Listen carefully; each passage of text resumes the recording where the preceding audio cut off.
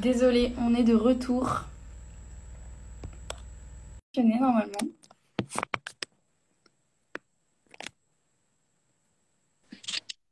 Ah, ça y est, super.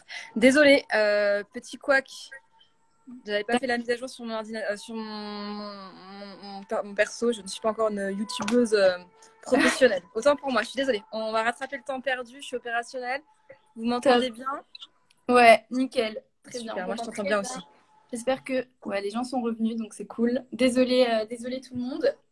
On peut commencer tout de suite alors. Donc aujourd'hui, Fanny va nous présenter l'ESP École supérieure de publicité. Si tu veux te présenter déjà rapidement, quel est ton rôle à l'ESP, voilà, très rapidement. Pas de souci. Donc, je m'appelle Fanny. Moi, je suis responsable pédagogique à l'ESP Bordeaux.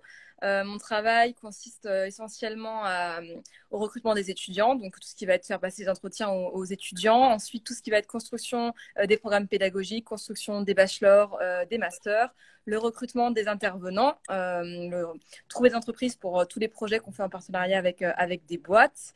Ensuite, la vie à l'école, pédagogie, le lien avec les étudiants, faire en sorte que tout le monde trouve sa place dans l'école. Je suis vraiment la pièce entrante des étudiants qui sont au quotidien ici avec nous à l'ESP à Bordeaux, mais les responsables pédagogiques font le même travail dans tous les campus.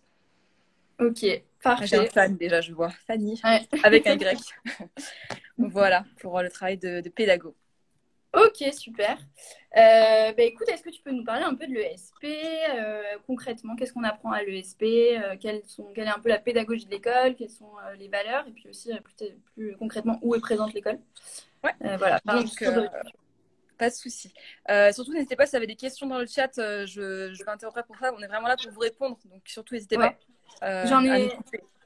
J'en ai noté une tout à l'heure sur les débouchés, mais de toute façon, j'avais prévu d'en parler, donc on va y répondre. Mais effectivement, si vous avez des questions, posez-les dans le chat, comme je vous ai dit tout à l'heure. On y répondra. Du coup, donc l'ESP, École supérieure de publicité. Donc l'ESP, c'est une école historique dans le milieu de la communication et de la pub. La première, elle a été créée en 1927 à Paris. Donc Paris, c'est vraiment notre campus historique. Il faut savoir que l'ESP, ça a été créé à la base par des publicitaires qui trouvaient pas en fait d'étudiants stagiaires avec un niveau suffisant. Donc ils ont créé leur propre école. Ensuite, on a ouvert une deuxième école à Lyon, plus récemment à Bordeaux. Et la petite nouveauté, c'est Toulouse. Donc un campus qui va ouvrir en septembre pour la rentrée 2021-2022 à Toulouse. Donc 4 campus en France. On prépare donc la future génération de professionnels de la communication et de la publicité. Ensuite, qu'est-ce que je peux te dire sur les aspects, sur les valeurs? On est une école dont la pédagogie est vraiment tournée vers les projets, c'est-à-dire que chez nous, on fait beaucoup de pratiques, un peu de théorie, mais on passe vraiment dans le vif du sujet avec beaucoup d'études de cas et ensuite des projets concrets avec beaucoup de partenariats avec des entreprises, avec notamment les compétitions qui sont un peu la marque de fabrique de l'ESP. Donc on en parlera sûrement plus en détail après, mais vraiment notre objectif c'est de mettre en relation les étudiants avec les professionnels au quotidien. Donc les intervenants bien sûr sont tous des professionnels de la communication et de la publicité qui viennent enseigner, mais dont l'activité principale n'est pas l'enseignement. Voilà, ça c'est aussi quelque chose qui est très important à l'ESP.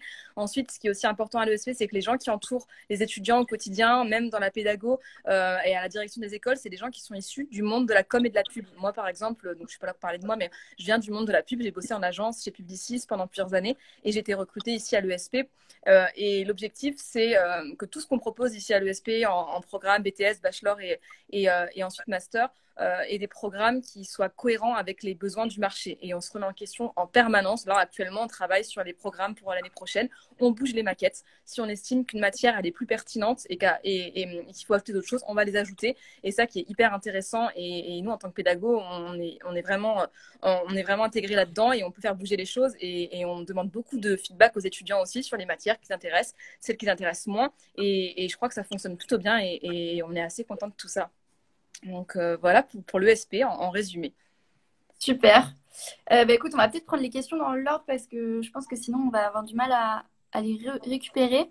On avait une première question sur, alors qui va un peu plus loin, mais comment marche le recrutement pour entrer dans l'école? Est-ce que c'est sur concours, entretien voilà. Ok, donc nous on a une école qui est hors Parcoursup, une école privée. Pour nous rejoindre, on fait des admissions dès le post-bac. Donc il y a différents moyens de nous rejoindre. On peut nous rejoindre en BTS ou alors en bachelor. Donc pour ça, pour le bachelor, on est sur du concours, un concours qui est gratuit. On a un concours gratuit, donc vous pouvez vous inscrire à l'école. Le but, c'est de tester un petit peu vos compétences, vos connaissances. Et le concours est différent, bien sûr, selon si vous nous rejoignez en bachelor 1 ou en bachelor 3 ou en master. Les épreuves, bien sûr, changent. Donc pour cela, il suffit de joindre le campus qui vous intéresse. On va vous proposer des dates pour passer le concours. Alors avec le contexte actuel, bien sûr, le concours se fait à distance. On s'est complètement adapté à ce foutu Covid. Et donc, on vous propose, bien sûr, des concours à distance avec donc une épreuve, comme je l'ai dit, qui diffère selon le niveau. Donc pour les bachelor 1, on va retrouver une étude de culture publicitaire. L'idée, c'est de sonder un peu votre intérêt pour la pub et la com, deviner quelques logos, quelques slogans, quelque chose qui ne se révise pas forcément, c'est plutôt pour voir un peu votre ouverture d'esprit et si déjà vous avez une affinité avec le milieu qui vous intéresse. Il va y avoir aussi une étude de réflexion, donc là vous allez choisir une problématique parmi plusieurs, une qui vous inspire, et je vais voir un petit peu comment vous écrivez, comment vous synthétisez, comment vous venez étayer vos propos. Donc là, c'est plutôt pour voir un petit peu voilà, votre niveau aussi en écriture qui est important pour nous à l'ESP. Et ensuite, pour les étudiants qui postulent plus en bachelor 3 et en master, là, on est sur des études de cas. Donc, il n'y a pas de bonne ou mauvaise réponse. On est vraiment sur de la réflexion stratégique. Et là, vous allez mobiliser les compétences que vous avez su avoir lors de vos formations que vous avez fait avant de nous rejoindre à l'ESP.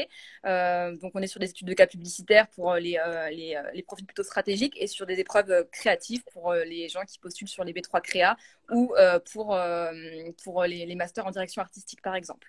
Ensuite, on va avoir en plus de ça un entretien individuel. Donc là, l'idée, c'est de se rencontrer. Donc pareil, en visio actuellement, avec le contexte, on va se rejoindre sur une plateforme et je vais poser des questions sur plein de choses. Je n'ai pas une liste de questions préétablie. C'est plutôt un moment d'échange assez bienveillant, même très bienveillant. On n'est pas là pour mettre les gens mal à l'aise. On va plutôt chercher un petit peu dans le candidat ses sources de motivation, qui il est, pourquoi est-ce qu'il postule à l'ESP aujourd'hui, et surtout, est-ce que l'ESP correspond à son profil, à son projet, et si ça match, quoi. Donc, c'est plutôt ça. Je vois qu'Elisa nous demande si le concours est payant, et non, le concours est bien gratuit à l'ESP. On veut donner la chance à plein de types de profils, donc surtout, n'hésitez pas à candidater parce qu'effectivement, c'est une bonne opportunité, c'est complètement gratuit. Et donc, c'est bien l'ESP, Anna, comme l'a dit Julien. Ah, j'ai dit USD? Non, C'était une question qui demandait quelle était l'école. Là, juste, tu parlais des différentes formations, bachelor, etc. Est-ce qu'on peut juste faire un petit récap sur les différentes formations qui sont dispo parce que Ouais, alors à l'ESP, on propose donc différentes formations. Il va y avoir le BTS, donc, qui est un bac plus 2 accessible après le bac. On a aussi le programme Bachelor. Le programme Bachelor, c'est un programme en 3 ans, certifié RNCP niveau 6. Donc, c'est l'équivalent d'une licence. On nous rejoint après le bac pour le Bachelor 1. Ensuite, on passe en deuxième année en Bachelor 2, puis en Bachelor 3. On peut aussi nous rejoindre directement en troisième année après un bac plus 2, donc un BTS, un DUT qu'on aurait fait ailleurs. Et là, on rentre directement en troisième année sous réserve de passer le concours, de l'avoir et surtout d'avoir fait une orientation qui correspond. C'est-à-dire que par exemple, si on a fait un BTS en immobilier, ça va être compliqué de nous rejoindre en Bachelor 3 stratégie de communication. C'est là où on va offrir donc un troisième bachelor qui est le bachelor en cycle intensif, qui lui permet à des personnes qui auraient fait un cursus complètement différent de la com et de la pub et qui veulent se réorienter de nous rejoindre directement en troisième année. Après les bachelors, on passe sur des systèmes de master, donc bac plus 4, bac plus 5, certifié RNCP niveau 7, donc l'équivalent d'un master en université bac plus 5. Là, on va vraiment commencer à se spécialiser fortement. Je ne l'ai pas dit, mais déjà dès la troisième année, chez nous, on se spécialise à l'ESP. On a 4 options. Une option en stratégie de communication et marketing pour les profils qui aiment la strat, c'est vraiment se questionner sur les stratégies de communication en entreprise. Ensuite, on a un bachelor en stratégie digitale qui est vraiment pour les personnes qui veulent se focaliser sur le digital et donc les canaux de communication en digital. On a aussi un bachelor 3 en création publicitaire pour les profils créatifs, ceux qui ont des idées, qui aiment conceptualiser les idées, qui aiment bien toucher au logiciel de création, qui aiment la photo, la vidéo. Voilà pour ces profils-là. Et enfin, on a un bachelor en RP Event, donc relations publiques et événementielles pour les gens qui aiment concevoir des événements, travailler avec les médias et avec les nouveaux formats d'influenceurs aussi. Donc voilà, je vois qu'on a plein de questions. Très clair. On suscite. Ouais. Et justement, on va pas pouvoir répondre à tout, mais je vous invite, si jamais on n'a pas pris vos questions, je suis désolée parce que j'en ai aussi dans l'onglet questions du live, à contacter le SP directement après le live. Mais si on en reprend quelques-unes, de manière générale, il y a combien d'élèves par classe? Alors, bonne question. Nous, à l'ESP, on essaie de favoriser les petites promotions, classes de 20-25 étudiants. L'idée, c'est que vous soyez dans des bonnes conditions pour étudier. Actuellement, cette année, par exemple, à Bordeaux, les B1, ils sont 19. Après, en bachelor, ça va dépendre des spécialités. En strat, ils sont 20. En RP, elles sont 10. Ça dépend vraiment aussi des campus, mais on favorise des petites classes. Et si vous êtes un trop grand effectif, on va le scinder en deux et faire deux classes. L'idée, c'est vraiment que vous soyez dans des bonnes conditions pour étudier et on a vraiment à cœur à respecter ça à l'ESP et vous permettre d'évoluer dans des bonnes conditions. Ok, top.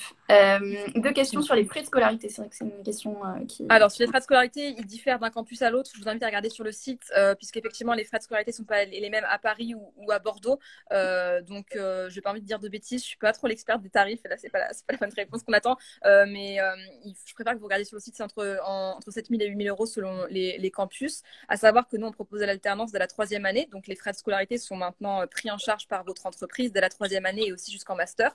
Donc, il faut pouvoir prévoir les frais de scolarité pour la première et deuxième année. Et ensuite, c'est l'entreprise qui va payer votre scolarité et en plus vous rémunérer pour venir à l'école grâce au système de l'alternance. En plus, la bonne nouvelle, c'est que le gouvernement renouvelle les primes qui vont être octroyées aux entreprises qui vont recruter des alternants pour la rentrée. C'est un super argument, ce qui fait que les entreprises vont encore plus prendre d'alternants à la rentrée. Ça, c'est un vrai plus pour la rentrée. On est très content que le gouvernement ait reconduit cette prime qui a permis à des entreprises d'embaucher.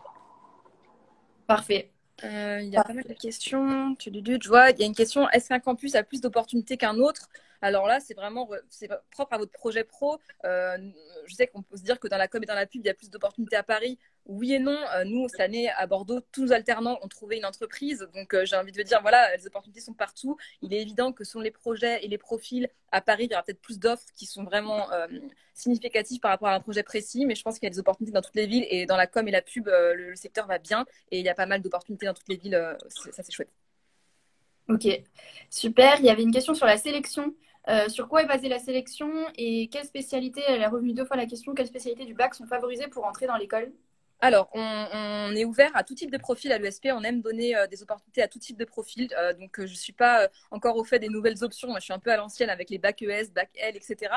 Mais pour info, on est ouvert sur tout type de profil. Donc, en option, on a des options en SVT, en maths, mais aussi en SES, en philo. On a aussi des bacs STMG. Enfin, on a vraiment tout type de profil. Et la communication, elle est ouverte à beaucoup de types d'étudiants. Donc, surtout, ne vous freinez pas. Nous, on est plutôt ouverts. Et si vous avez envie de nous rejoindre, appelez-nous et on vous fera aussi du conseil directement en one-to-one pour vous dire ce qu'il en est. Mais on est très ouvert à l'ESP, donc pas de frein sur les types d'options. On est ouvert à tout type de profil. Ok, c'est parfait. Une question, pourquoi l'ESP et pas une autre école de communication? C'est une bonne question, généralement. En entretien, je demande souvent aux étudiants, voilà, qu'est-ce qui fait que j'aurais intérêt à les prendre. Et il y a un étudiant la semaine dernière qui m'a justement, il m'a dit, bah, il m'a tutoyé parce que je tutoie beaucoup à l'ESP. Il m'a dit, je te retourne la question, Fanny, pourquoi l'ESP? Alors, l'ESP, pourquoi? Pour la qualité des intervenants. Nous, notre travail en tant que pédago, c'est d'aller chercher les meilleurs intervenants possibles. Cette année, on a des gens qui bossent chez Google, on a des gens chez Nike. Tout à l'heure, j'avais un entretien avec un intervenant qui rentre du Mexique et qui a travaillé pour Bell et Orangina Schweppes. Enfin, que des super profils qui viennent transmettre avec vous à l'école. Donc, moi, je pense que la qualité d'intervenant, c'est une des grosses forces de l'ESP.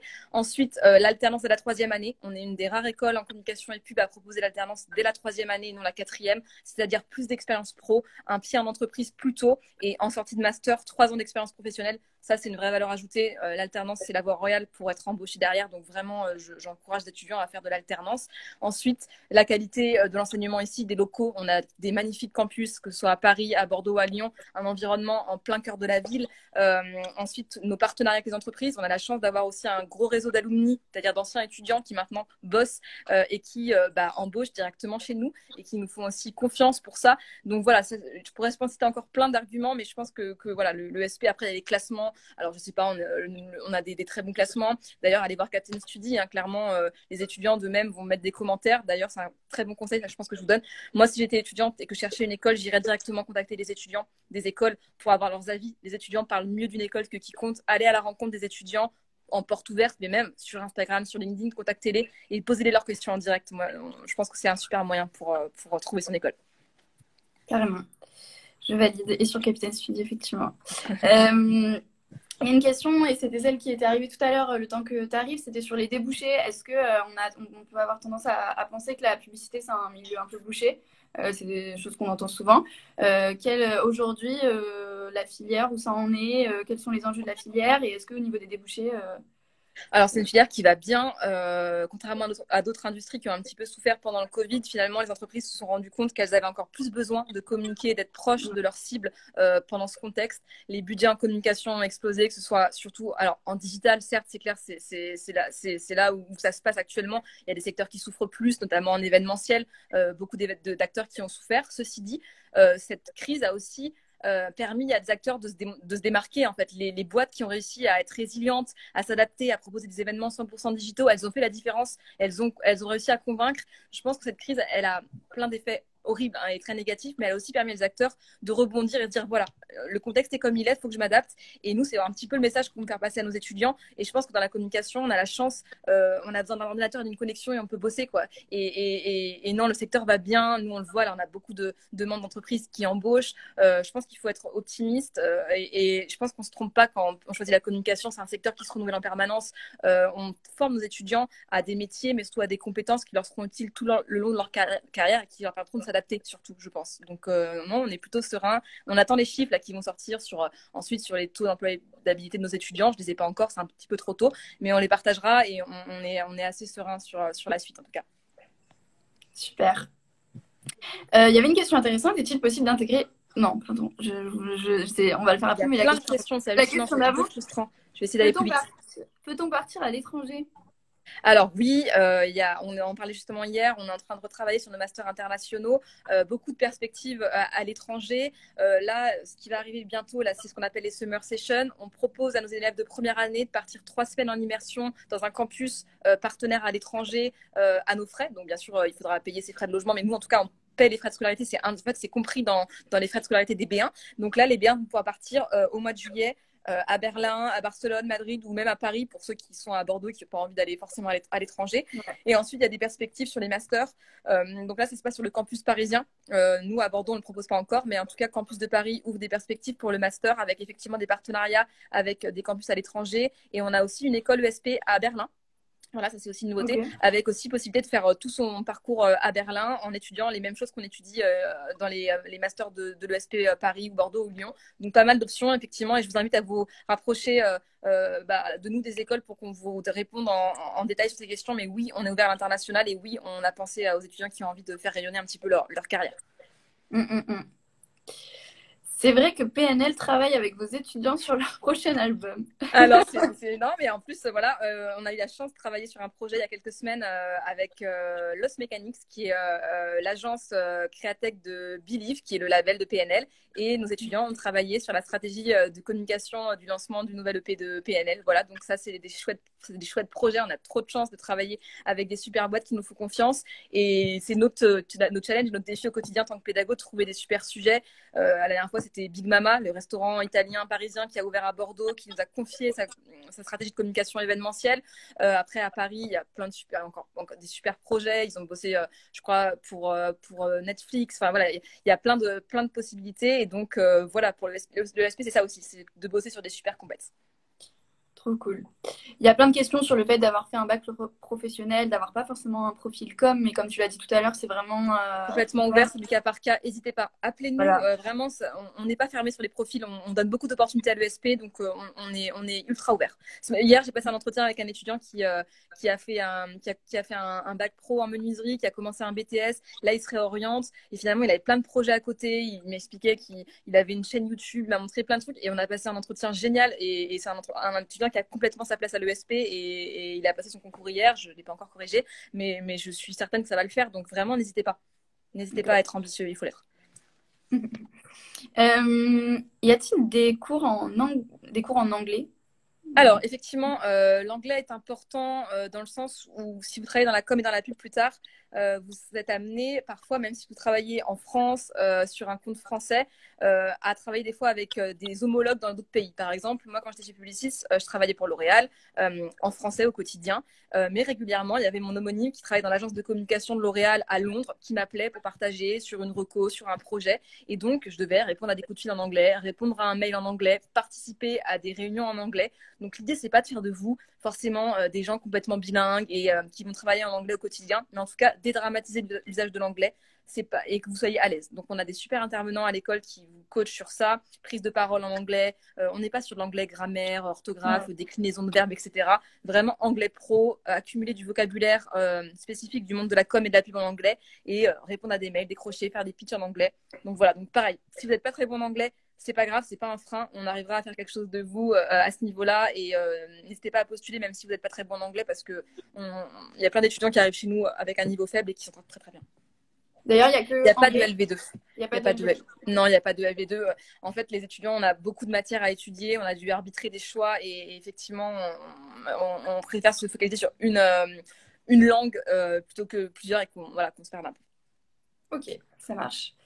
Alors, Wonder Amandine, on a répondu tout à l'heure. Du coup, je mettrai le live en replay IGTV. Désolée, mais on ne peut pas reprendre les questions auxquelles on a déjà répondu.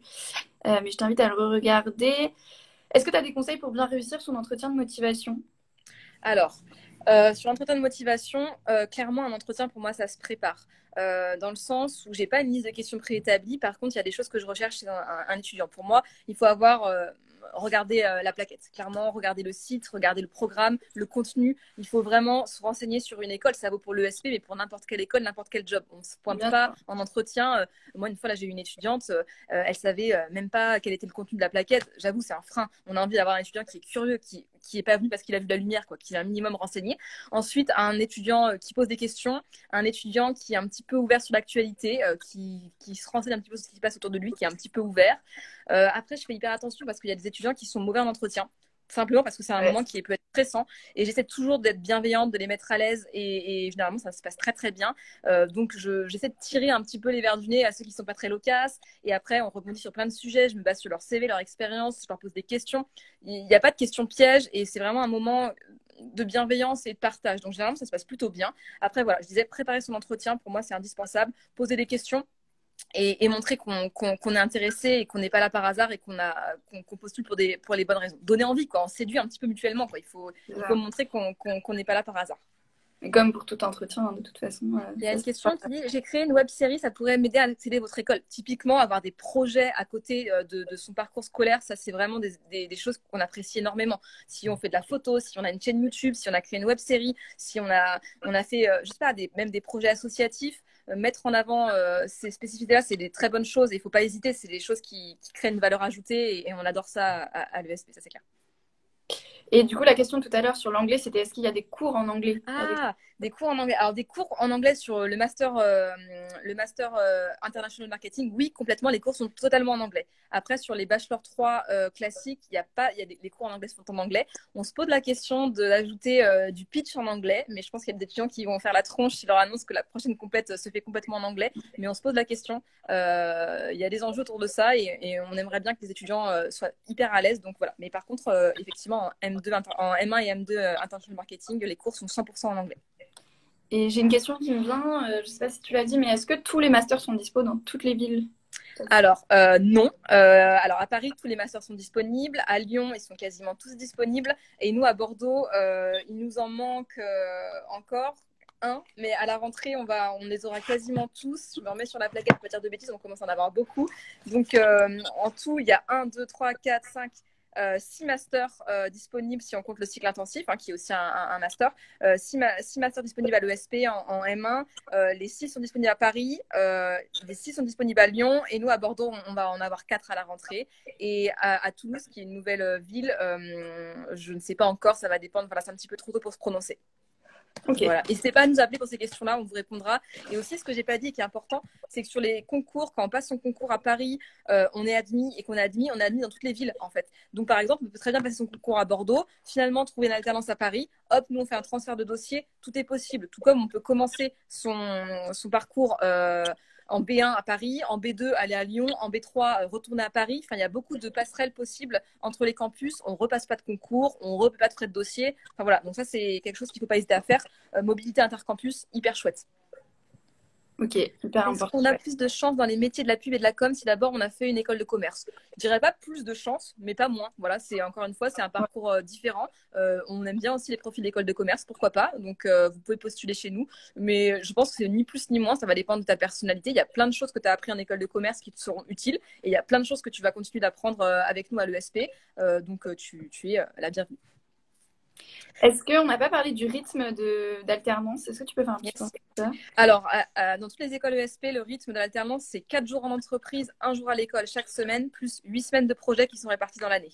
Nous, clairement, notre objectif, c'est de passer le plus de temps possible en entreprise. C'est là que vous apprenez le plus, c'est là que vous pratiquez.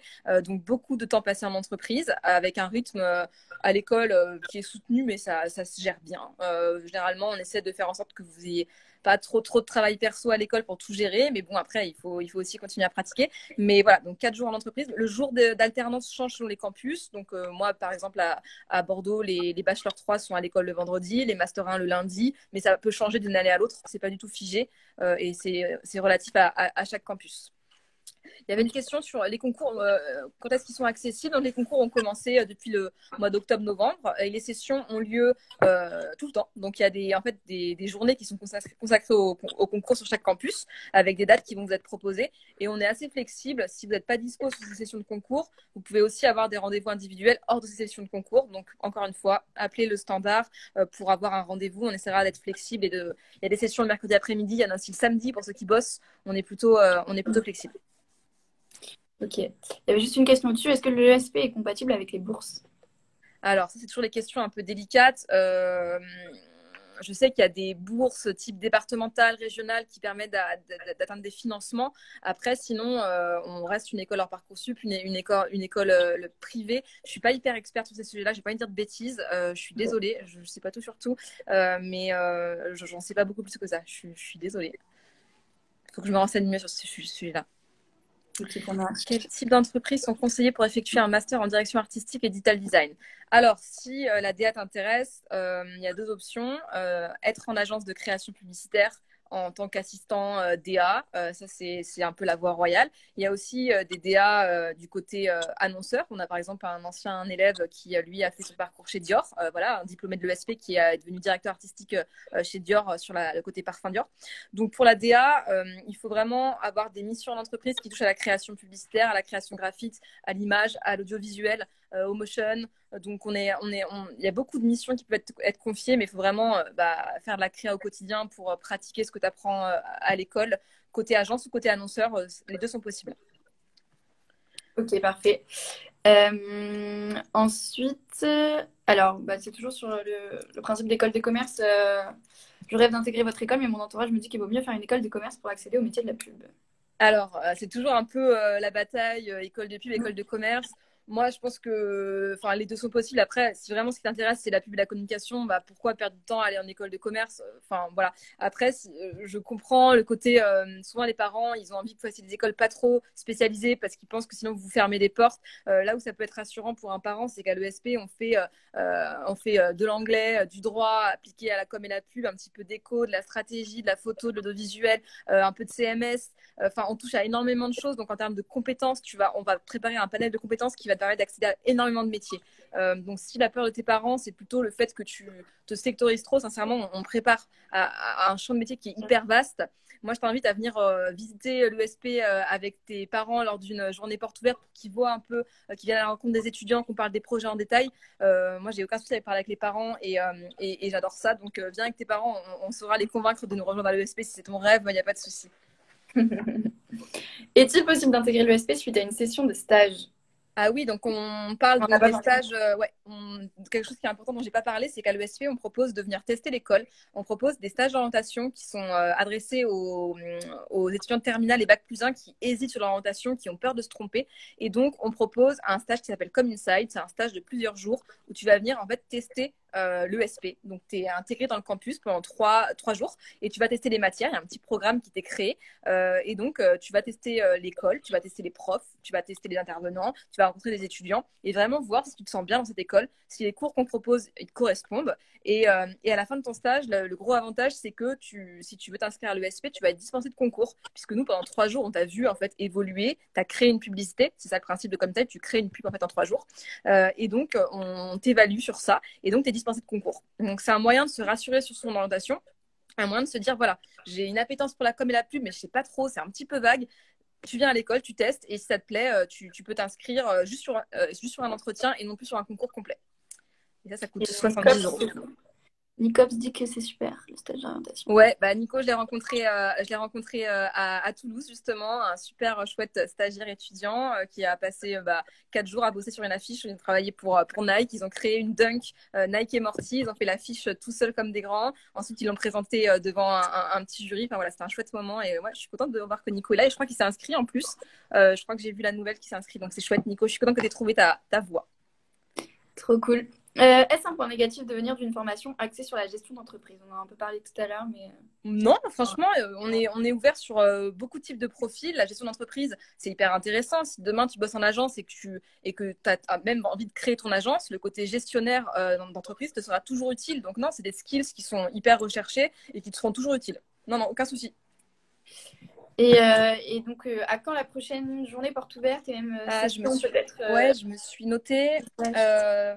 Alors à Paris, la prochaine JPO, c'est le 15 avril en distanciel. À Lyon, il y en a une le 10 avril l'après-midi en présentiel. À Bordeaux, mercredi 31 mars à 14h en présentiel. Il y a plein de dates sur nos sites. Et n'hésitez pas à aller nous voir, à nous suivre sur les réseaux sociaux. On est hyper actifs sur ça.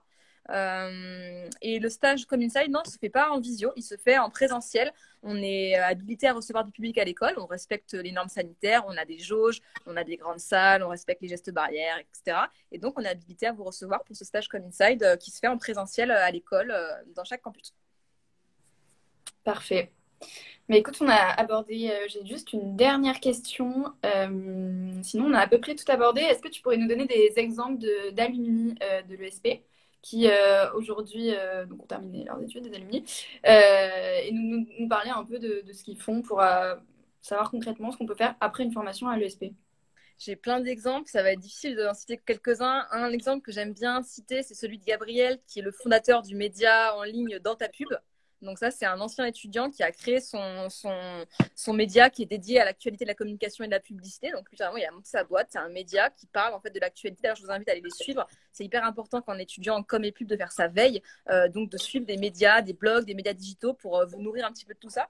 Ensuite, on a Morgane Richard qui, elle, est responsable de la communication influence chez Sony Mobile. Donc elle, en fait, elle s'occupe de gérer les partenariats avec les influenceurs qui font la promotion des téléphones Sony. Donc, pourquoi est-ce que je travaille avec cet influenceur plutôt que celui-là? Qu'est-ce qu'on lui fait faire en contenu? Parce que maintenant, faire de la strat influenceur, c'est plus juste envoyer un téléphone à un blogueur et qu'il nous fasse un post dessus. C'est des stratégies d'expérience qui sont beaucoup plus importantes. Donc, Morgane, elle gère ça. Elle coordonne une agence qui s'occupe de la stratégie influence de Sony.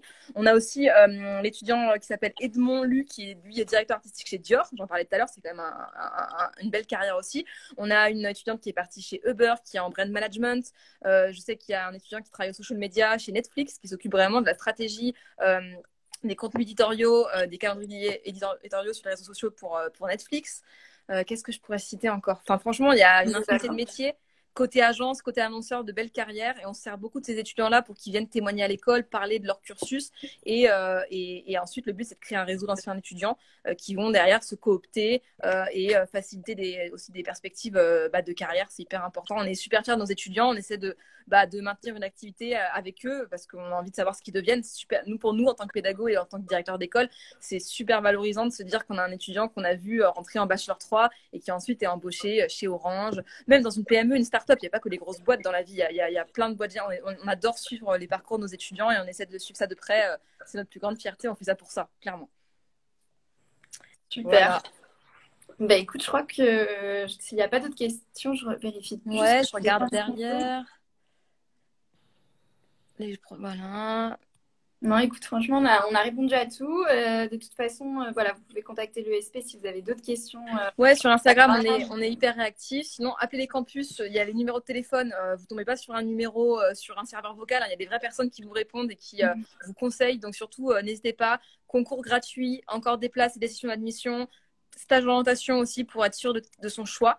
Et venez pendant les JPO nous rencontrer. Journée ouverte dans les écoles. Vous pouvez venir voir les étudiants, les locaux, vous imprégner, voir si vous vous sentez bien. C'est hyper important. Déplacez-vous autant que possible, tant qu'on peut, pour se rencontrer et puis pourquoi pas se retrouver à la rentrée.